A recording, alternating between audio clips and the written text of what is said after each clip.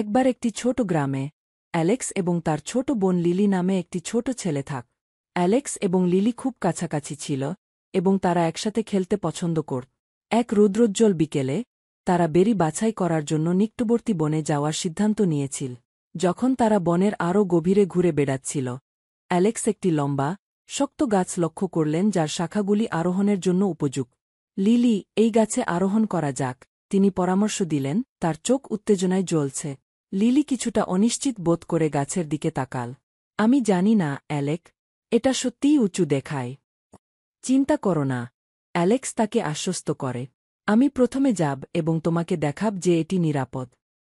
Alex দক্ষতার সাথে গাছে উঠে গেল, একটি উঁচু শাখায় পৌঁছে যেখানে সে পুরো বন দেখতে পাচ্ছিল।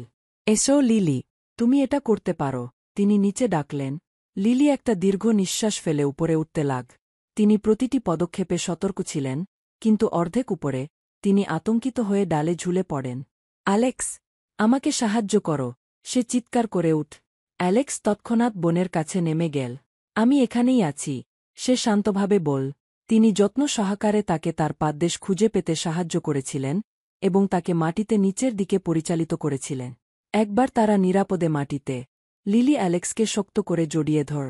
তোমাকে ধন্যবাদ, অ্যালেক, আমি খুব ভয়ে পেয়েছিলাম। অ্যালেক্স হেসে তার পিঠ চাপড়ে দিল।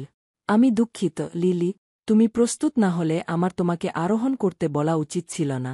আমার তোমার কথা শোনা উচিত ছিল। লিলি তার দিকে মুগ্ধ দৃষ্টিতে তাকাল। এটা ঠিক আছে, অ্যালেক, আমি খুশি যে তুমি আমাকে সাহায্য করার জন্য সেখানে ছিলে।